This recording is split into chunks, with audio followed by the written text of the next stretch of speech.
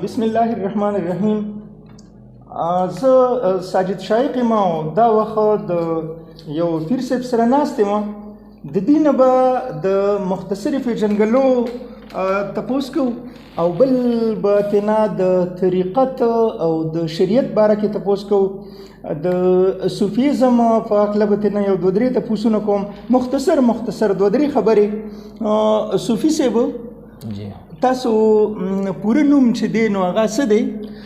زما نوم جی صوفي یوسف خان دی، چشتی صابری ما جی او دغه می سلسله ده او د مردان شیخ ملتون پیر صاحب مرید ما جی دغه خلیفه ما جی.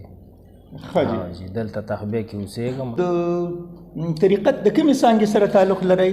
طریقت منګه جی د چشتیا خاندان سره تعلق ساتو.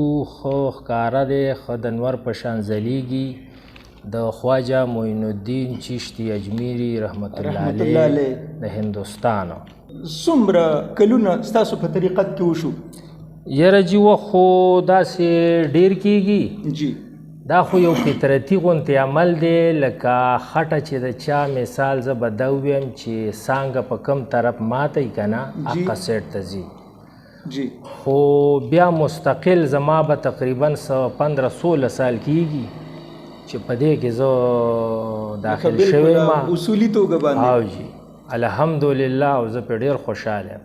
ښه جی. او بس زمونږ په دې طریقت کې خو به د ژوند د انسان چې کوم دی نو دا منخه په سکون تېرېږي که نه؟ طریقت جی داسې یو پیمانه ده چې دا تا ته انسانیت هم وښیي چې دا څه شی دی، دا تا ته حیوانیت هم وښیي چې دا څه شی دی. بلکې که په دې کې نور جوور لاړ شو نو دا به تا ته د غونډې دنیا او د کائناتو هغه کم حقیقت او بنیاد چې کم دی جی هغه به درته وښیي. خو چې ته په صدق وې د خپل مرشد سره د پیر کامل سره او ته په مینه محبت په دې کې روان وې نو منزل په منزل به ستا ترقي کیږي. اخر به ته داسې یو مقام ته ورسې لکه څنګه چې تاسو په تاریخ کې ګورئ ډېر درانه او غټ غټ اولیا په هغه مقام ولاړ دي او په هغوی غټ غټ ګنبدونه ساز دي تر قیامته پورې. جی طریقت شروع د نبی علیہ السلام د زمانې نه پس د کله نه شوې ده؟ دا خو جی ډېر کتابونه داسې شته خو اوس د خلکو سره ټیم هم نشته د کتلو بالکل چې هغه سړی د انسانیت کمال ته رسوي او نه څوک کتابونه له وخت ورکوي لوستلو له نشته. او که ګوري نو داسې کتابونه ګوري چې هغه سمانه نه لري. جی بلکې څه به دا ووایم چې دا د ازل نه را روانه ده، لکه عشق، محبت، مینه، تصوف، طریقت، معرفت، حقیقت، دا ټول یو شیز دی. لکه محبوب علیه السلام مبارک صلی الله علیه وسلم چې هغوی الله ته وفرمایل چې الله زه خپل امت د محبت نه نشم منې کولی. معلومه دا شوه چې د محبت حد نشته. دا محبت په خپله چې ته کې نو دا ځي الله ته رسي. فرض که یو سړی دی د رمضان روجې نیسي، 15 وخته مونځ کوي، نور داسې غلا غلطي پکې نه وي او په شریعت باندې قایم اوسېږي، نو په هغه سړي کې او هغه سړی کوم چې د طریقت د شریعت سره سره طریقت والا هم وي، نو دې دواړو کې فرق څه دی؟ هغه هم څه نه غلا کوي نه ګناه کوي نه بل څه کوي. بالکل جی. نو دې دواړو کې فرق څه دی؟ یو سړی شریعت سره طریقت کوي او بل سړی چې کوم دی نو صرف شریعت باندې عامل دی. بالکل حق خبره ده. شریعت ته مونځ او دس، روژه، حج، زکات وغیره چې کوم اعمال دي او دغه دي دا د شریعت خبرې دي. لکه ډېرې خبرې داسې دي دا په شریعت کې نشته، طریقت کې روا دي. بالکل جی. لکه چشتیان قوالی کوي او جی دا خو په شریعت کې مشته چې محبوب علیه السلام دف والی تنبله.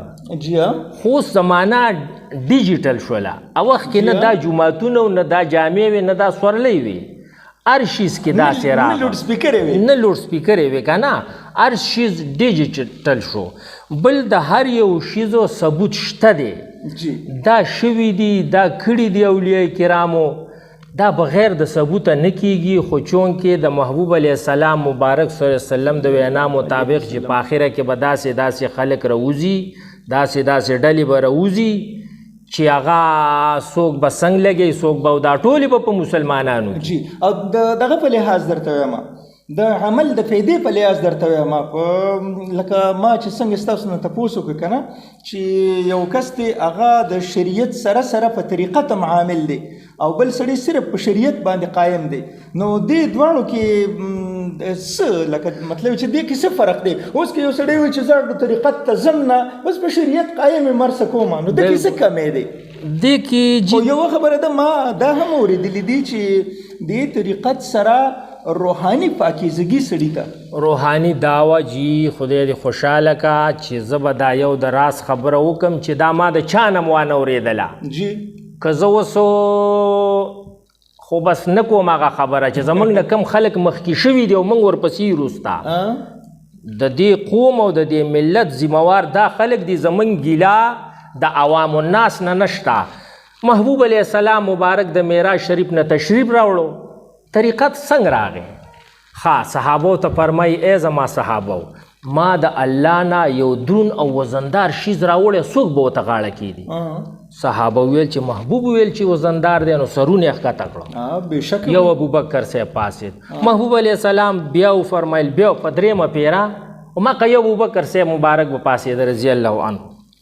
نو محبوب علیه السلام صلی الله علیه وسلم را پاسید، علی شیر خدای د مټه ونیو، د هغه ډلې نه را پاسو او ابوبکر صدیق رضی الله عنه دی را پاسول او سیټ ته بوتله تصوف ډالۍ وله ورکړله، لکه دا عام نه ده، دا خاص ده او بیا په خاصو کې خاص الخاص ده. بیا د محبوب علیه السلام دا یو خبره چې کوم ضروری ده چې دا حدیث د ابو هریره رضی الله عنه نه روایت ته تاسو وګورئ چې محبوب علیه السلام صحابو ته فرمایل ای زما صحابو، ما خپل امت ته 3 قسمه دین ښودلی، یو مې عام ښودلی لکه شریعت چې تاسو وایي مونځ او 10 روژه، بل مې خاصو ته په ګوټ کې ښودلی او بل مې خاص الخاصو ته په ګوټ کې ښودلی، او که تاسو ته ما د هغوی هغه خبرې وکړې تاسو به راپاسې او ما به قتل کوي. دا حدیث تاسو اورېدلی چېرته؟ نه جي ما نه دی او دا زه درته ښودلی شم. او جی نو دا فرق دی چې دا عام نه دی. اوس یو سړی نه کوي د باندې دا قید نشته، خو چې ته رالی او تا بیعت وکړو، لکه بیعت سنت طریقه ده. پخوا به هر سړي لازم پیر نیو،